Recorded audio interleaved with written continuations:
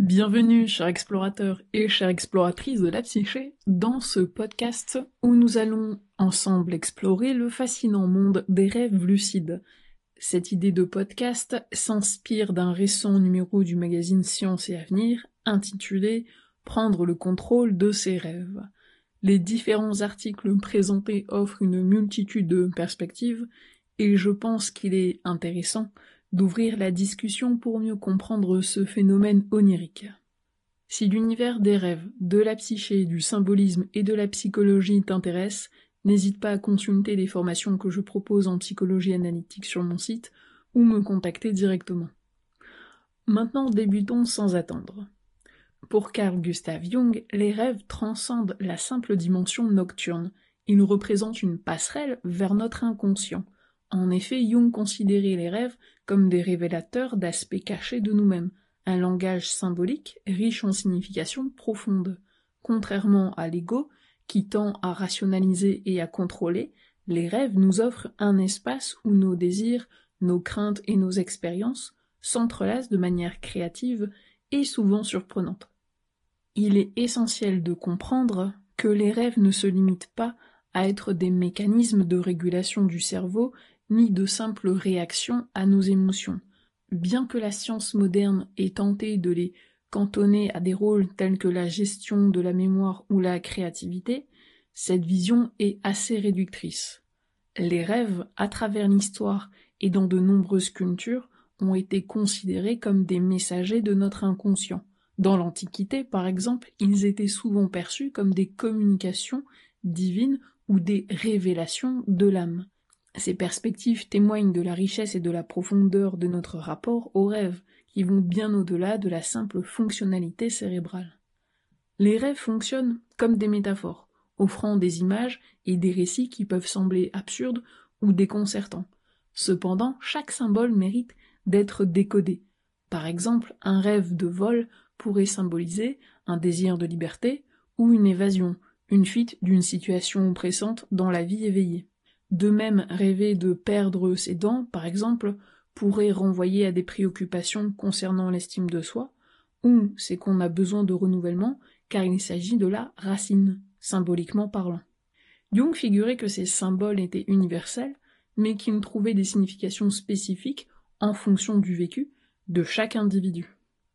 Perrine Ruby, chercheuse à l'INSERM, souligne dans le magazine, à juste titre, que, ouvrez les guillemets, le rêve est un théâtre émotionnel qui constitue un merveilleux outil de connaissance de soi, fermez les guillemets. Cela met en avant l'idée que chaque rêve, aussi trivial qu'il puisse sembler, est une pièce de théâtre où notre inconscient joue un rôle varié, souvent en utilisant des éléments de notre vie quotidienne pour aborder des préoccupations plus profondes. Les rêves offrent une occasion précieuse d'accéder à des émotions refoulées et à des parties de notre être que nous avons tendance à ignorer, souvent désignées comme notre ombre, selon Jung. L'ombre représente ces aspects de nous-mêmes que nous ne voulons pas reconnaître, qu'il s'agisse de traits de caractère jugés négatifs ou positifs, ou de sentiments que nous avons appris à réprimer par peur, par honte ou pression, voire interdit social. Imaginons une personne traversant une rupture douloureuse, qui, dans sa vie quotidienne, s'efforce de maintenir une façade joyeuse, souriante et pleine d'énergie. En niant sa tristesse, elle renforce son ombre, créant un décalage profond entre son vrai moi et l'image qu'elle projette au monde, sa persona. Dans cet état de déni, cette personne pourrait faire un rêve puissant, où elle se trouve dans un endroit familier comme son ancien appartement.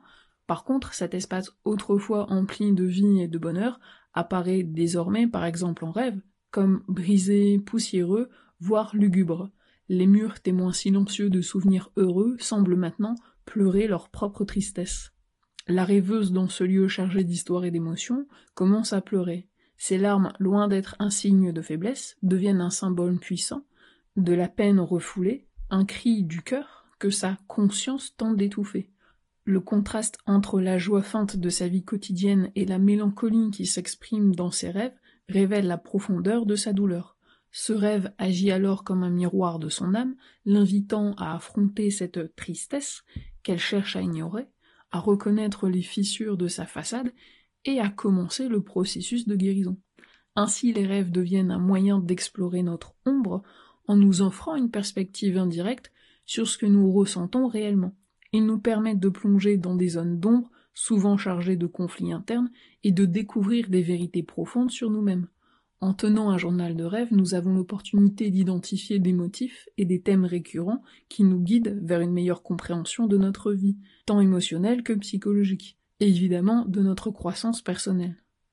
En prenant nos rêves au sérieux, nous avons l'opportunité d'explorer des aspects cachés de notre personnalité. Les symboles présents dans nos rêves nous invitent à une exploration intérieure qui peut être à la fois révélatrice et thérapeutique. Par exemple, un rêve récurrent d'une porte fermée pourrait signaler une opportunité non saisie ou une peur d'affronter un nouvel espace de soi.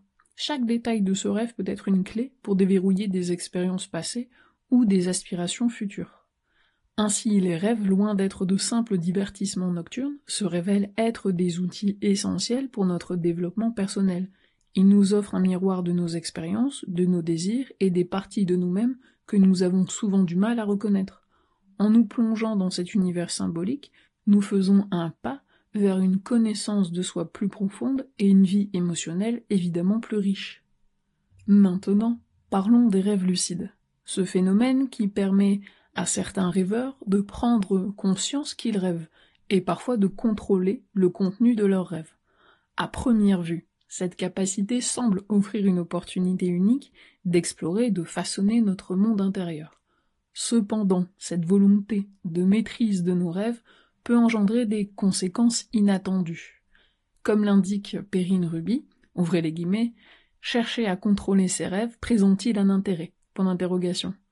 Les rêves ont un rôle fonctionnel, mieux vaut les laisser faire leur travail tranquillement. Fermez les guillemets. En tentant de diriger nos rêves, nous risquons de diluer leur essence même, qui réside dans leur capacité à agir comme un pont vers notre inconscient. Les rêves, en tant que manifestation symbolique de notre psyché, nous offrent des messages précieux du soi, au-delà de l'expression de nos émotions. Ils sont des vecteurs de sagesse et d'apprentissage, souvent exprimés sous forme de symboles qui nécessitent une interprétation réfléchie. Lorsque nous interférons avec cette dynamique en cherchant à les contrôler, nous pouvons nous priver de l'expérience authentique que ces rêves peuvent offrir.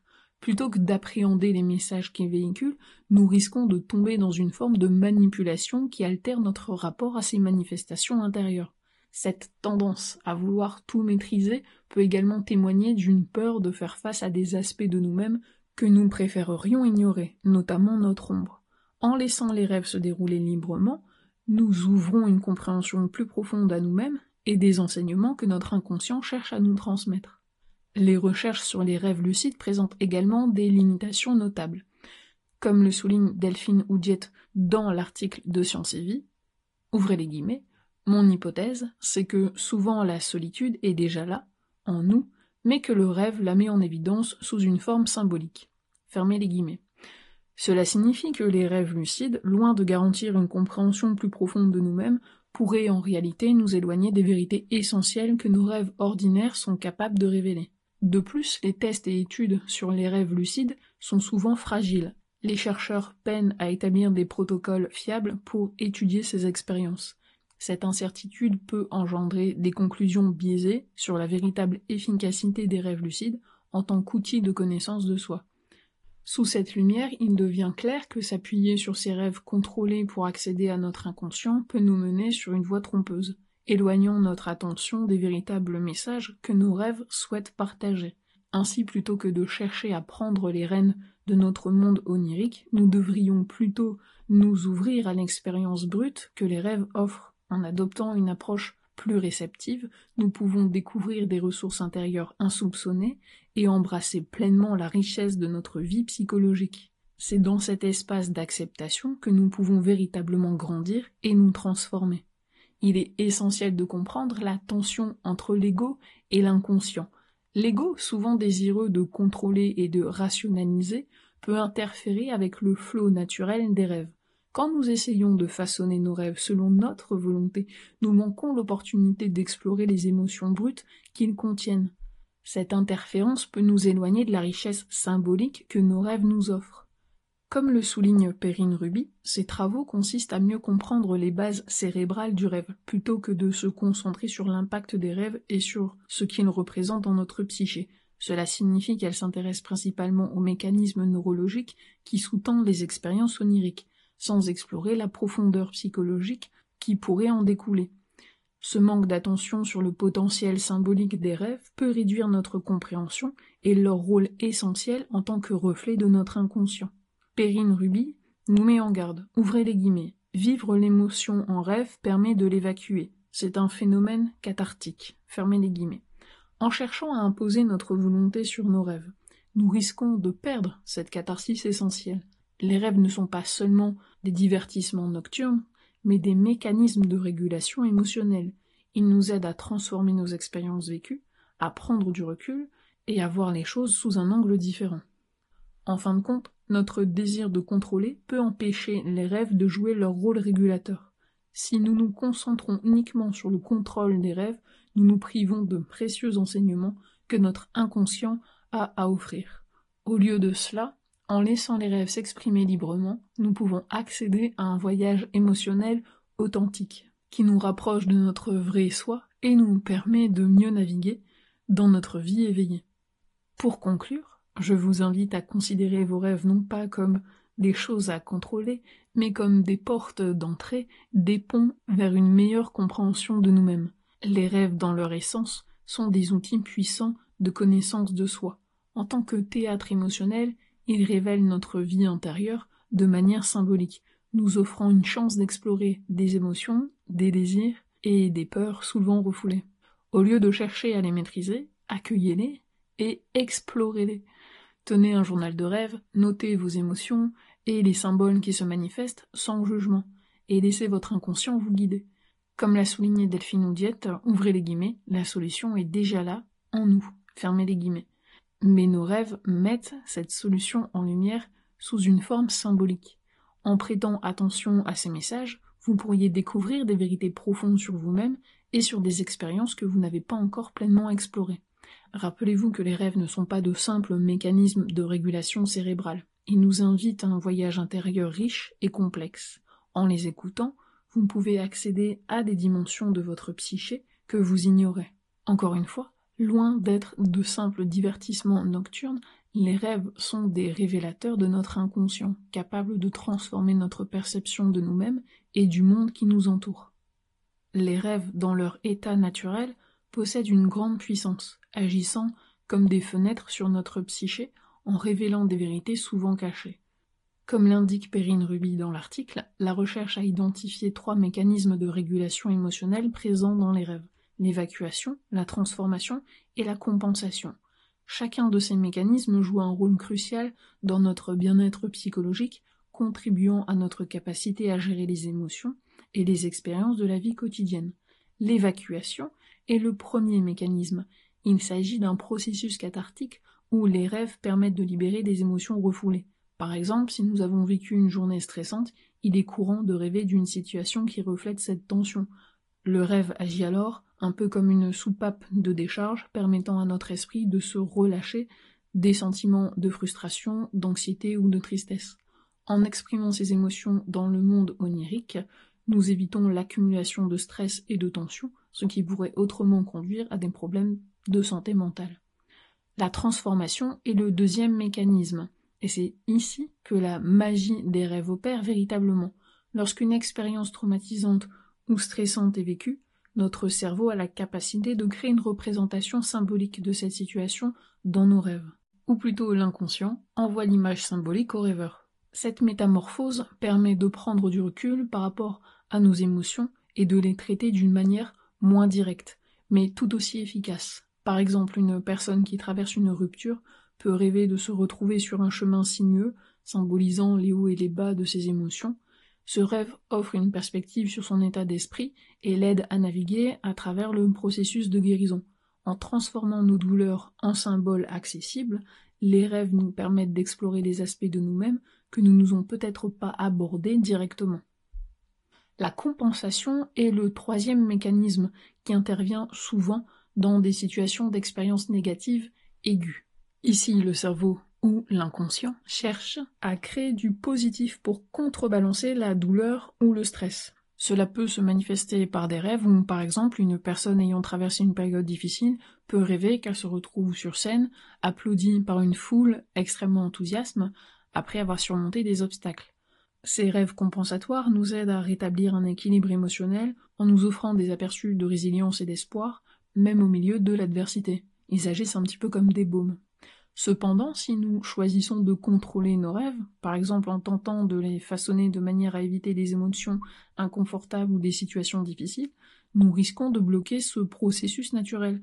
En cherchant à imposer notre volonté sur le contenu de nos rêves, nous risquons de réduire l'impact bénéfique qu'ils peuvent avoir sur notre psyché. Cela peut conduire à une déconnexion avec nos véritables sentiments et nous empêcher d'accéder aux révélations que nos rêves peuvent nous offrir. Laisser les rêves se dérouler naturellement permet à ces mécanismes de régulation émotionnelle de fonctionner pleinement. Chaque rêve devient alors une opportunité d'apprentissage et de croissance, une chance d'explorer nos profondeurs intérieures sans la censure de notre ego. En valorisant l'intégrité de notre expérience onirique, nous nous donnons les moyens de transformation personnelle authentique et d'une catharsis durable. Cette liberté d'expression de l'inconscient ne se limite pas aux simples manifestations oniriques.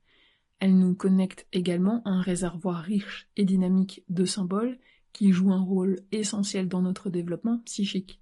Et si vous suivez les podcasts depuis un petit moment, vous savez que je vais vous parler des symboles et des archétypes. Les symboles sont vivants. Ils sont essentiels dans le processus d'individuation décrit par Carl Gustav Jung. Le symbolisme dépasse largement un simple ensemble de signes ou de métaphores. Il représente le langage de l'inconscient collectif, qui s'exprime à travers les rêves, les images archétypiques et les manifestations naturelles. Ce langage, loin d'être figé, est en perpétuelle évolution, dialoguant en permanence avec la psyché de l'individu. Dans le cadre du chemin d'individuation, le symbole joue un rôle crucial. Il agit comme un pont entre l'ego, qui aspire à contrôler et à rationaliser, et les couches plus profondes de l'inconscient, facilitant l'intégration des différentes facettes de la personnalité. Alors que le logos représente la raison, tend à réduire et à structurer la réalité de manière linéaire, le symbole, lui, est multidimensionnel. Il ne se contente pas d'adopter des réponses, mais ouvre à une exploration plus vaste et plus subtile du soi. C'est précisément cette capacité du symbole à transcender les opposés, conscient et inconscient, lumière et ténèbres, ordre et chaos, qui permet à l'individu d'avancer sur son chemin d'intégration et d'unité intérieure. L'individuation, selon Jung, est le processus par lequel une personne devient elle-même en intégrant les différentes parties de sa psyché, y compris les éléments refoulés ou inconscients. Les symboles, en tant que guide sur ce chemin, offrent à l'individu un accès direct aux archétypes, ces formes universelles, cette énergie, ces images primordiales présentes dans l'inconscient collectif, qui orientent et structurent la vie psychique. Chaque symbole est porteur de plusieurs significations, parlant à l'individu selon son propre état de conscience et son stade dans le processus d'individuation ou de sa vie. Le symbole, en ce sens, n'est pas un simple message intellectuel, mais un véritable catalyseur de transformation intérieure. Par exemple, dans un rêve, un symbole peut apparaître comme une image simple en surface, mais il renvoie à des dynamiques psychiques profondes. Ce langage silencieux communique des vérités que l'ego rationnel ne peut pas appréhender seul, car elles viennent de l'inconscient, cette partie mystérieuse de nous-mêmes que nous devons apprendre à écouter et intégrer pour devenir complets. Sur le chemin d'individuation, dans le processus d'individuation, le symbole aide à réunir les opposés, ce que Jung appelle la conjunctio oppositorium. C'est par cette conjonction des contraires que l'individu accède à une compréhension plus vaste de lui-même et de la réalité. Plutôt que de chercher à fuir ou à réprimer les aspects indésirables de sa psyché, tels que l'ombre, l'individu est invité à les rencontrer et à les intégrer grâce à l'aide des symboles. En ce sens, les symboles ne se contentent pas de signifier, ils transforment. Le chemin d'individuation exige un lâcher-prise sur les certitudes rationnelles. Comprendre un symbole implique d'accepter de ne pas tout savoir et de rester souvent ouvert à l'inconnu. Jung ne parle pas directement de docte ignorance, mais ce concept introduit par Nicolas Decuzes en 1440, souligne que la véritable sagesse réside dans la reconnaissance des limites de la connaissance rationnelle. Bien que Jung n'utilise pas explicitement ce terme, il insiste souvent sur l'importance de laisser l'inconscient guider le processus de connaissance de soi, ce qui rejoint l'idée de la doctignorance, où l'on accepte que certaines vérités ne se révèlent qu'en abandonnant le cadre strictement rationnel. C'est cet état d'ouverture qui permet au symbole d'agir sur la psyché, réorganisant les éléments intérieurs et facilitant ainsi une évolution psychique, psychologique, plus profonde. Ainsi, le symbolisme est intimement lié à l'individuation, car il est l'un des outils par lesquels l'inconscient communique avec l'ego, l'aidant à intégrer des aspects jusque-là inconnus ou rejetés. Le symbole guide l'individu vers l'unité intérieure, une unité qui ne se réalise qu'à travers l'intégration des opposés et l'acceptation de toutes les dimensions de la psyché. C'est dans cette quête de complétude, ce dialogue avec l'inconscient par le biais des symboles, que l'individu progresse sur son chemin vers le soi, cette totalité psychique que nous cherchons à réaliser. En conclusion, les rêves et les symboles, loin d'être de simples manifestations de notre esprit, représentent des éléments vivants et dynamiques qui nous relient à notre inconscient personnel et collectif. En permettant à ces symboles de s'exprimer pleinement, nous nous engageons dans un voyage d'exploration intérieure, où chaque rêve et chaque symbole deviennent des guides sur notre chemin vers la connaissance de soi et l'intégration. Ainsi, accueillir cette richesse symbolique dans nos vies, c'est s'ouvrir à un potentiel de transformation qui nous permet d'avancer vers notre propre vérité intérieure. Si l'univers des rêves, de la psyché, du symbolisme et de la psychologie t'intéresse, n'hésite pas à consulter les formations que je propose en psychologie analytique sur mon site ou à me contacter directement. Merci pour ton écoute et ton intérêt, et on se dit à très bientôt.